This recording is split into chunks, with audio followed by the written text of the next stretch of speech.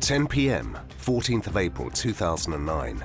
A 25-year-old model and masseuse greets a client who's arrived to meet her at a central Boston hotel. She had been advertising erotic massages on Craigslist, and that's what had brought her to Boston. Within an hour, she's dead, the victim of a vicious attack and multiple shooting. There was a young woman found dead in a hotel room in a very well-to-do area of Boston. So it turned into a very explosive case immediately. I was struck by the violence. He seemed so cavalier about the crimes. Quickly analyzing security footage, the police are unable to identify a man seen on camera fleeing from the hotel. He just looked like a guy who was casually leaving a hotel room. He certainly didn't look like a guy who had just murdered a woman in cold blood. A sex worker was dead, a murder hunt was underway, but this was only the beginning of an extraordinary investigation because the attacker had already struck earlier that week. There had already been a murder, and not 2 days later, he's at it again. You didn't know whether you could wait another few hours or another few days before somebody else was attacked. Detectives were really getting a lot of pressure from their bosses to perform and to try to find out what the heck was going on. The evidence against him turned out to be overwhelming, breathtaking, really. But even with the suspect in custody, there's still one final twist in the story of the Craigslist Killer.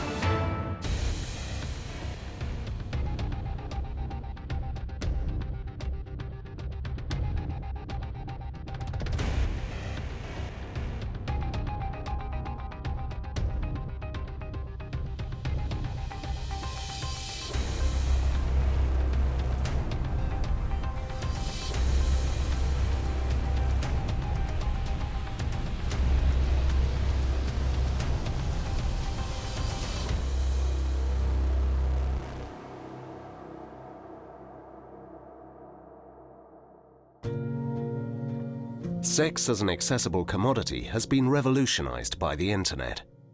Every aspect from casual dating to prostitution is now available worldwide 24/7. The 25 years of online growth has created a sexual revolution, but it's a revolution fraught with danger. Craigslist is just one of the sites frequented by those in the market for sexual services. It's an open forum where you're able to sell goods and services, essentially, and meet up with people, whether it's a used car or whether it's, massage services or whatever. It was also like the back pages of the old Boston Phoenix. So it was a place for people to find escorts or quickie hookups. 25-year-old Julissa Brisman used Craigslist to advertise herself as a masseuse. Anyone familiar with even the most casual knowledge of the sex industry knew what that meant. Dominican-American Julissa lived in New York and traveled widely across the United States. Her professional name was Morgan. Julissa Brisman was from New York. She lived there with her mother and her young sister, Melissa, who was only 15 at the time.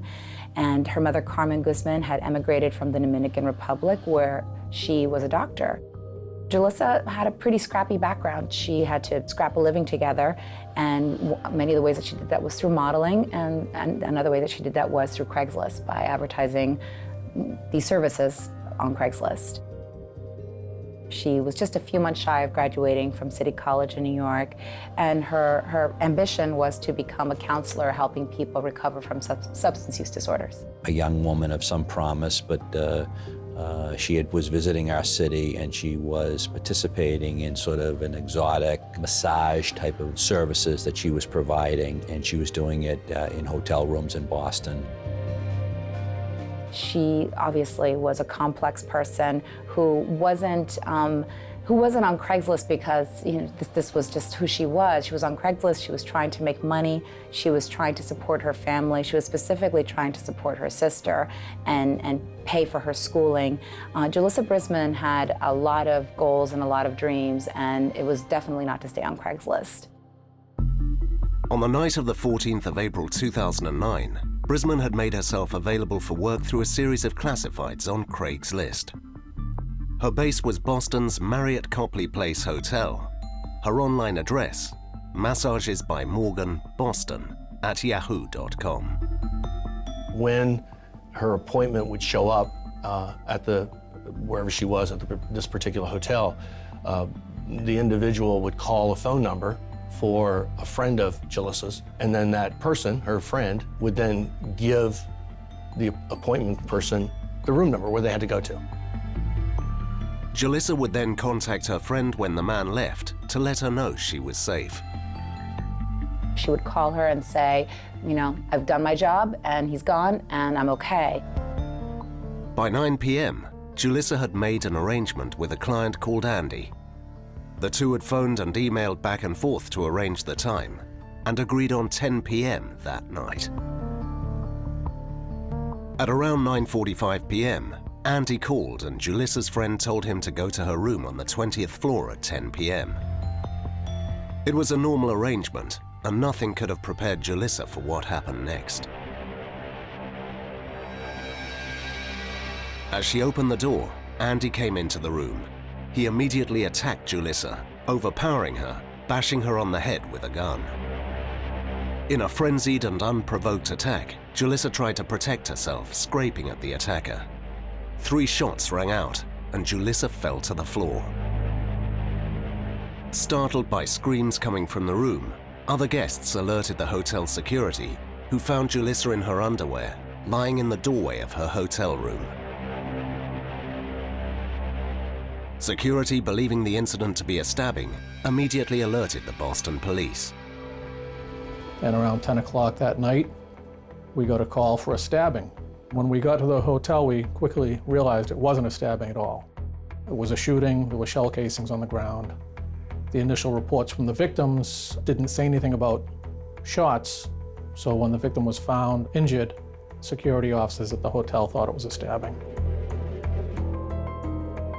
Whenever there's a death that occurs in the city of Boston, a series of notifications are sent out by the Boston Police Department. They're, of course, the first responders, and they notify us whenever there has been a homicide in the city of Boston or there's been an assault, an aggravated assault of some sort that could result in death. So when Jalissa Brissman was shot at the hotel, I was notified shortly thereafter, within a matter of minutes.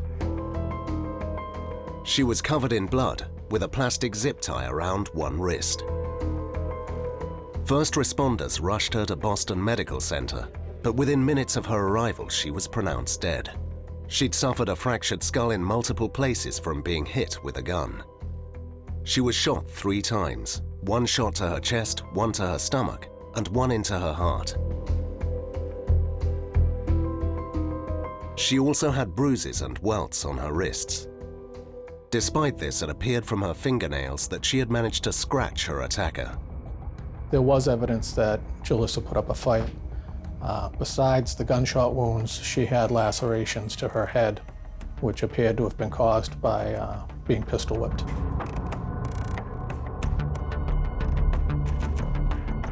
This was a very startling report, to say the least, that there had been a body found at the hotel. Initially, I thought it was a suicide, and then we quickly learned that it was not. It was a homicide. This one really hit home because, number one, it was a murder. It was a murder of an innocent young woman, and it happened right in downtown Boston. So people were actually genuinely afraid. How often does this happen in Boston, in any large city, really, that in a nice touristy hotel, in a very tourist-friendly part of the city, a woman is found dead, dead by gunshot? They assumed that this could have been an escort who was robbed that went wrong. But this was only the beginning of an extraordinary investigation. There was a tremendous amount of pressure to find out what was going on here. As more evidence began to emerge and reports of related attacks surfaced, police feared they could be dealing with their worst nightmare, a killer on the loose. This guy was going to keep doing these things until he was stopped. For a small area, there was a huge amount of evidence. The closet doors were mirrored doors, so there was a shot through there. She had a cell phone on a towel to kind of mute the sound. There was a laptop that was turned on. And then one of the beds in the room was sort of had towels and whatever, was turned down sort of like a masseuse table. We had the shell casings, we had broken glass, we had 2 bullets in the wall that we recovered. And there was just a lot of property that belonged to the victim that we were hoping would give us some information about what happened. At the crime scene, they found some zip ties. It appeared that she had been, or there was an attempt to bound her. Boston detectives swarming the crime scene immediately suspected a connection to a robbery which had occurred nearby a few days previously. The city is divided into police districts. When there's notifications on a homicide, the homicide unit is going to respond from police headquarters, but also local officers and district detectives from that area would respond as well.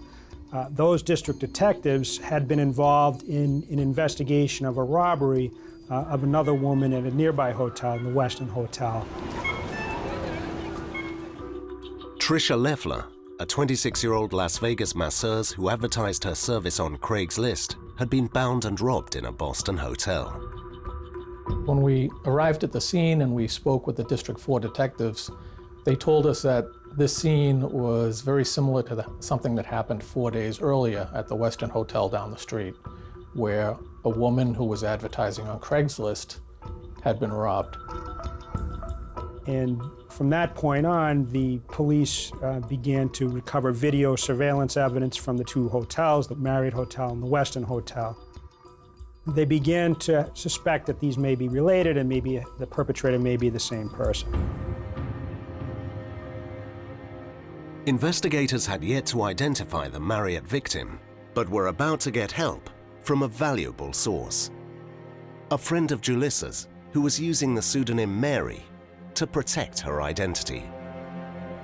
I had known this woman named Mary, who was a client of mine, had some cyber stalking cases against her.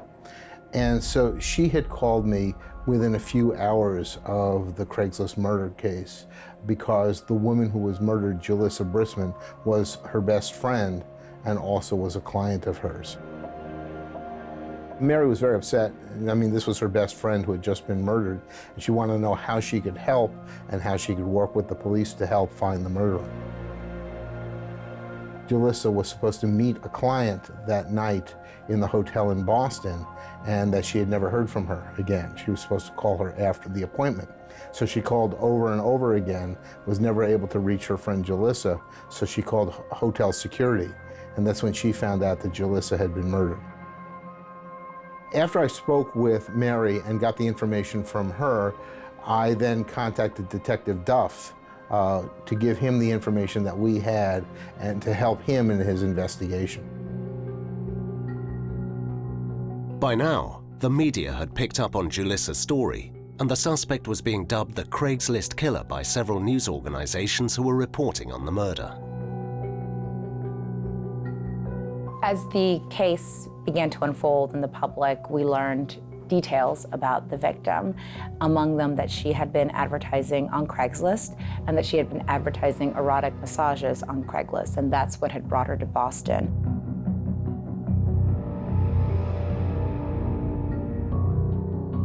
It was an obvious, tabloid moniker to dub this the Craigslist Killer, and that's exactly what happened.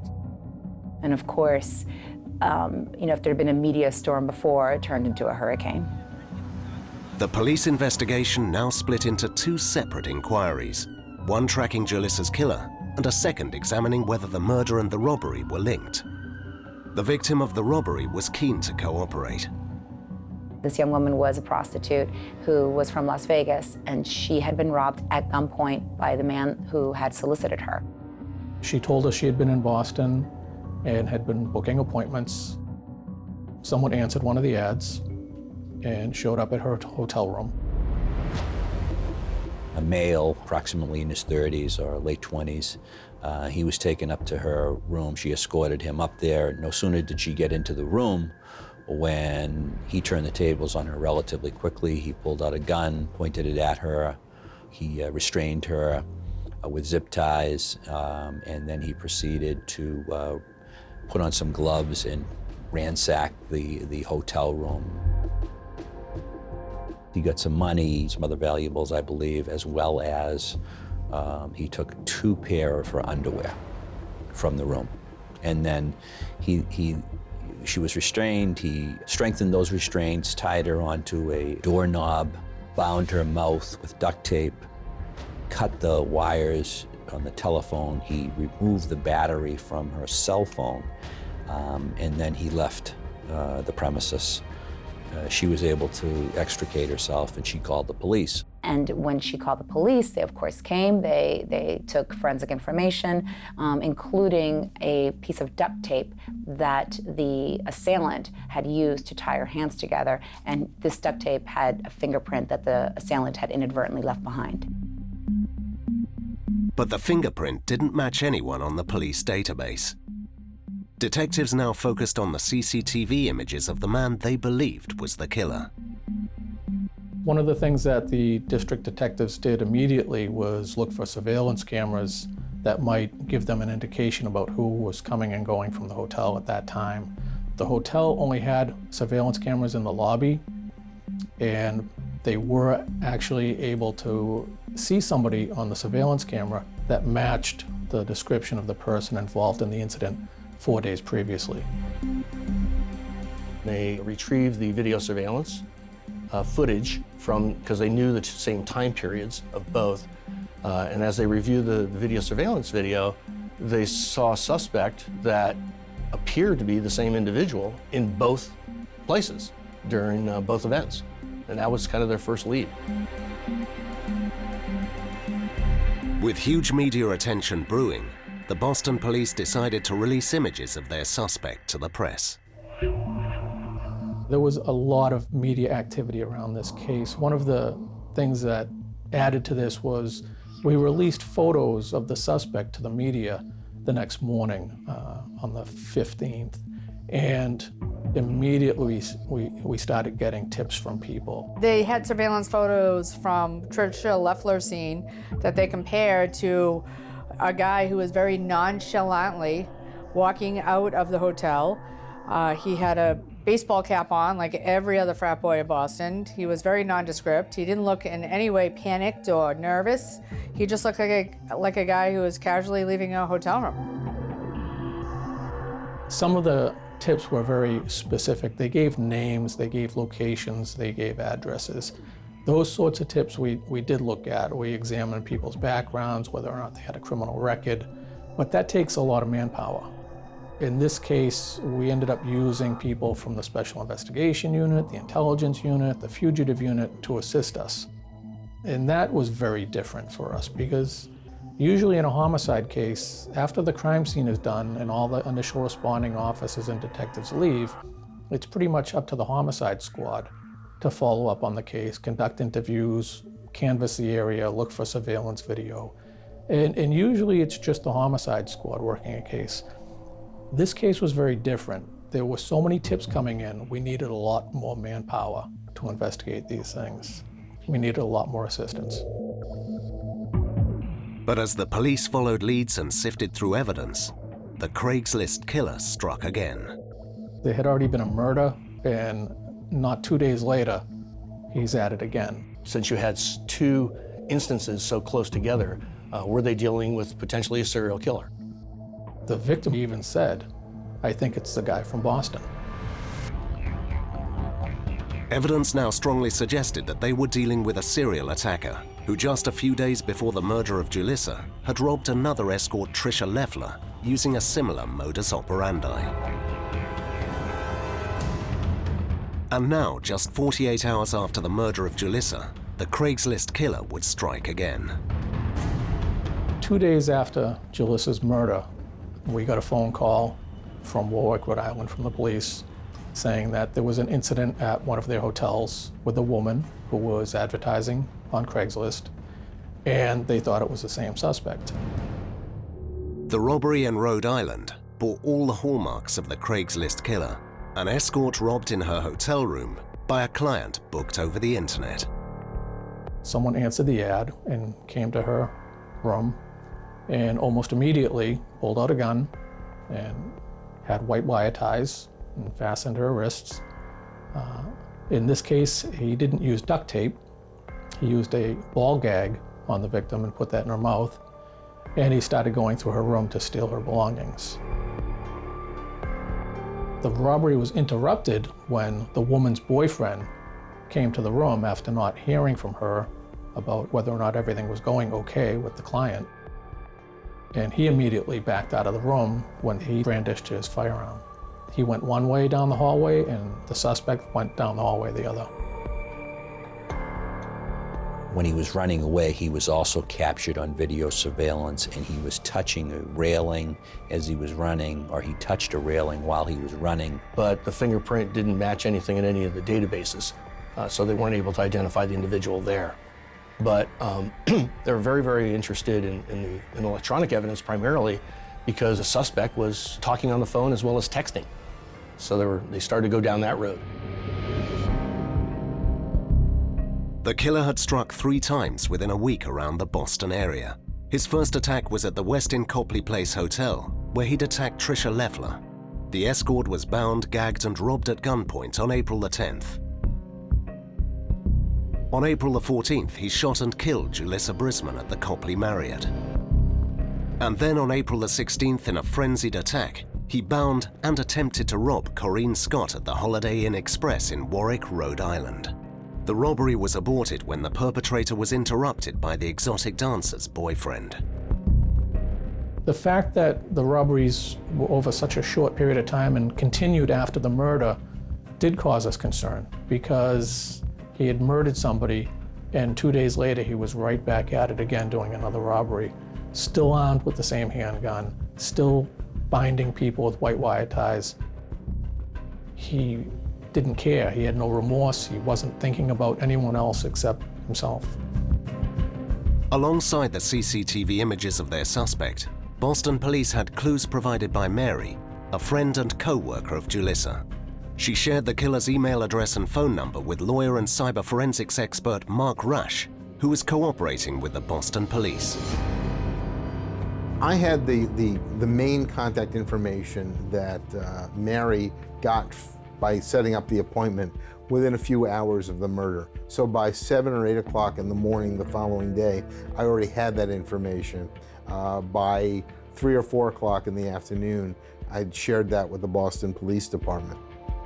The phone number, unfortunately, turned out to be a burner phone, a disposable phone. So that was kind of a dead end.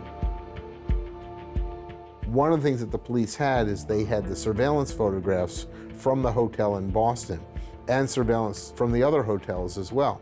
So they had an idea of what this person looked like, how tall he was, what his race was. And they also, in the Boston surveillance photographs, he was looking down at a cell phone. So they knew he had and used a cell phone when he went in. But the crucial piece of evidence was the IP address. Then they went to Microsoft, sent them paperwork to say, please identify who the subscriber is and any information you might have about it. But they also got IP address of when that account was accessed from which IP address. And then based upon that IP address, the police were able to determine who the carrier was, which happened to be Comcast Communications. So they sent the request off to Comcast to try to identify who would the subscriber be, who was it assigned to, that IP address, and in other words, who potentially would be a suspect for them. While investigators were unable to read the emails or their contents, they did have the email metadata. They could see where the email was sent and when. For veteran detectives, this can often be enough. Once we had that information, the subscriber information, we found out that the IP address belonged to Philip Markoff at 8 High Point Circle in Quincy, Massachusetts. The suspect in this brutal murder and now these other robberies of escorts was the most unlikely person that you could ever conceive. I hate to use the expression all-American boy, but I mean, you know, by the looks of it, he was an all-American boy. It was a very unusual person to be a suspect in a murder case, because when you looked at Philip Markoff, he was a medical student, He had graduated from the State University of New York in Albany. He was, I think, a first or second year medical student in Boston. He was engaged to be married to his college sweetheart, and he came from, by all accounts, clean-cut upper middle-class background. His father was a dentist, and he grew up in this tiny hamlet east of Syracuse, New York, called Sherrill. And there was nothing, at least on the surface, that suggested what was to come. He had no past criminal history, no reason to believe that he was the person responsible for this. And that was sort of baffling because he had no history that was relevant to make you think that either he was capable of this or that he had done this. And yet you had the IP address information, you had the parking lot information, you had the router information, you had the photographs, and he matched all of those. Investigators now faced another dilemma. All of their evidence tying Markov to the robbery was at present just circumstantial. And modern technology like wireless internet now threw up a new stumbling block. The problem they had is the IP address led to a router. The router was a wireless router. So, you know, you have a wireless router in your house and it sends a signal. So when you're in a house, you can connect your cell phone to your wireless router and you can send messages, and those messages will come up with the wireless router's internet protocol address. So you'll be able to look who the subscriber is. They knew the name of the subscriber. What they didn't know is they didn't know whether or not, because this was in a townhouse, the person who was connecting to the wireless router was the same person who owned the router. So we had an address and we had a name. We did get some pictures off the internet that looked like the suspect in the surveillance photos. But again, we didn't know whether it could have been someone in the next apartment or upstairs or downstairs that was using Markov's wireless. Almost immediately, our fugitive unit set up surveillance of the apartment complex. It was 24/7 surveillance. They were there all the time. He's looking like a good suspect, but he seems to really resemble the surveillance imagery, but we're not catching him in the act here. What we're doing is we're seeing him on hotel surveillance imagery in the vicinity of the hotel, outside or in the hotel lobby area, at a time when these events are occurring. So he looks like a good suspect, but we're not 100% sure yet. They thought it looked like the guy from the surveillance photos. They saw him come and go from the apartment. They saw him come and go driving away from the apartment complex. They watched him walking, and they were confident that this was our suspect. While this might have been enough to bring Markov in for questioning, Boston detectives needed more evidence before he could be arrested. Once we had a name, we started looking for photos of him to use in a photo array so that we could positively get him identified by either the victim from the Westin Hotel, Trish Leffler, or the victim from Warwick, Rhode Island. Unfortunately, he had never been arrested before, so we had no booking photos. And that's why the fingerprints we had, we couldn't match to anyone, because his fingerprints weren't on record. All this was going on while Markov was still under surveillance. He's under surveillance. He's followed to a BJ's Wholesale, which is a kind of a big old department store / supermarket here in the Boston area, and they followed him actually pushing a shopping cart with an they then seized the shopping cart after he abandoned it and drove away and tried to get a fingerprint off of that. They gathered the fingerprints from those things. They dusted them and whatever, even to the point where when he took the shopping cart out to his car, one of the detectives actually offered to take the cart back to the store for him so he wouldn't have to walk back. They were unsuccessful in actually lifting a good fingerprint from that shopping cart. But suddenly, Markov and his fiancée left their apartment with their bags packed. Detectives could only speculate as to Markov's next move and continue to follow him. While this was going on, Philip Markoff and his, what later turned out to be his fiancée, left his apartment with luggage, got into his car, and started driving down the highway away from Quincy, heading south. The officers that were doing surveillance called us and said, he's on the highway, he's heading south, he's driving at a high rate of speed. Pretty soon he's going to be over the border into the state of Rhode Island. What do you want us to do? My boss was at headquarters while this was going on. Ed Zabin from the district attorney's office, who was handling the case. And they made a decision that we were going to stop them and seize his car. So a decision was made that we didn't want him to leave the state. We didn't want to get in a position where he could flee to another location, engage the police in a gunfight or something like that. So they pulled his car over on 95 South going towards Rhode Island. Brought him and Ms. McAllister back to the Boston Police Department Homicide Unit to interview him. When police brought Philip into headquarters, I think the best way to describe him was stoic, calm.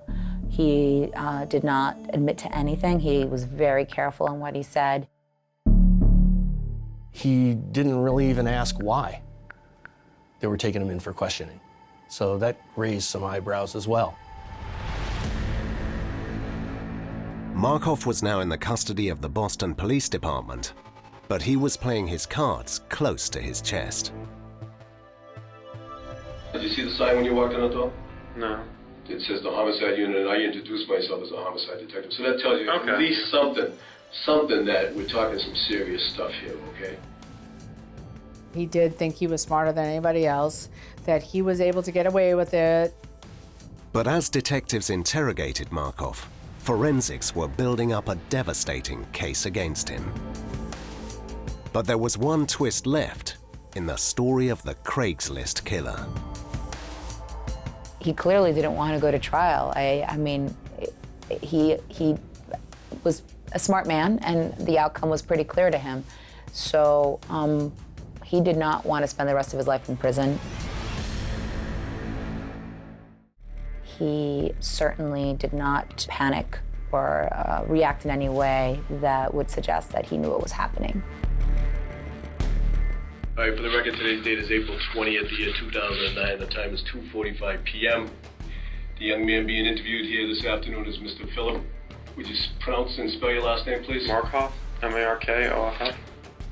He was cool, calm, and he was collected. He denied knowing anything about the murders. He denied participating in it. We're kind of at a loss here because you have absolutely no clue, according to you, about what's been going on in and around the city of Boston regarding women who've been assaulted, correct? No clue. Yeah, I haven't been. No clue. Never seen anything in the paper? No, that's true. That's correct. Never seen anything in the paper, never seen anything on the news in the last couple of No, I days? really don't watch the Your news. girlfriend would not have brought it to your attention. Geez, look at this. I just saw, No, I nothing. don't really watch the local news. So no conversations with anybody in your circle of travel No. that may have mentioned as to what's going on here, right? If you listen to what he says, there isn't a hint of nervousness about him. And he seems to be probing, trying to figure out what the police know. Very cool, seemed very calculated, didn't give any information, admitted to nothing. Arrested alongside Philip Markoff was his fiancée, Megan McAllister. Megan was utterly oblivious to her fiancé's violent crime spree. Megan McAllister, on the other hand, was very nervous, very confused. She had no idea why they were there, and she talked. I mean, she didn't know anything about these crimes. In her mind, Philip Markoff was her sweet, loving fiancé. She was going to marry him, and he was going to become a doctor, and this was all some big misunderstanding. His fiancée actually did know nothing about the murders, and she denied any knowledge as well. Do you have any reason to fear him? No, not at all. But I'm just, you're worrying me. Well, I can see this is a very serious business, and we don't mean to worry you, we don't mean to alarm you in any way. That's pretty much what she told police. This man that you're talking about is not the man I'm going to marry. An online internet date, so to speak, or appointment was made from a computer in your apartment. Mm-hmm. at the same time that an individual that resembles your fiancé shows up at the hotel where the crime occurred. Police quickly realized that Megan knew nothing of Philip's dark, secret life, and he was refusing to cooperate and was now starting to ask for an attorney. We can make some calls right now. If you would like an attorney to come and counsel with you this afternoon and then continue this, that's all right. We can do that. We can do that, okay? Hold on a second, please. Okay, and that's what you want to do? Sure, I guess. Detective Kenny? We're getting, I guess. You don't want to be asked the same questions over and over again. That's what I'm understanding from what you're saying. So, if you don't mind, I'd like to ask you some different questions. You're not invoking your right to attorney. You're saying... Can I get one? If it's, I'm going to keep asking these, if you're going to keep asking me the same questions. I'm not I told you I don't know what you're talking about, so I'm not can going you to get me an attorney? I'm not going to ask you the same questions. Well, if you can get me an attorney, I would appreciate it. But as Markov sat in the interrogation room, Boston detectives were moving forward at breakneck speed, pursuing other lines of inquiry to build a watertight case against him. At the same time the interviews was going on, Timmy Grant from Warwick and Jimmy Freeman, the detective from Boston, went to Manhattan, and they were able to find Trish Leffler, and she picked up Philip Markoff. Tricia Leffler, the escort Markov had robbed just days before he murdered Julissa Brisman, identified Markov from a photo lineup. This was the moment Boston police detectives had been waiting for.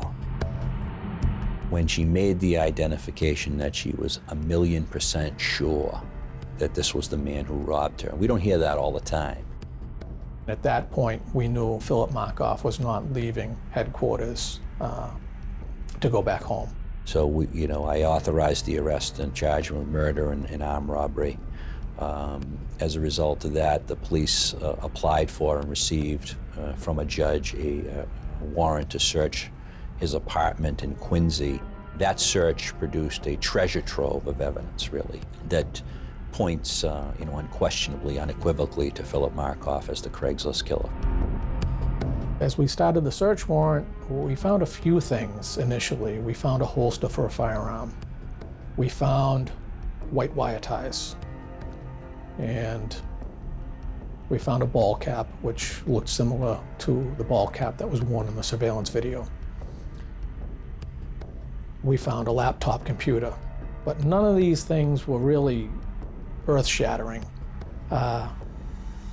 It took us a few minutes. We finally found a box of ammunition that was hidden behind a clothes dryer.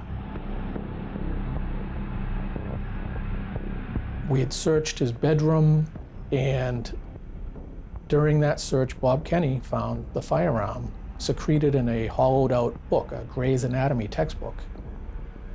We found some stuff under his bed, hidden in the box spring. The liner had been ripped, and he had put some stuff in the box spring. There were the track phones, the throwaway phones, several pairs of women's underwear, and more ammunition.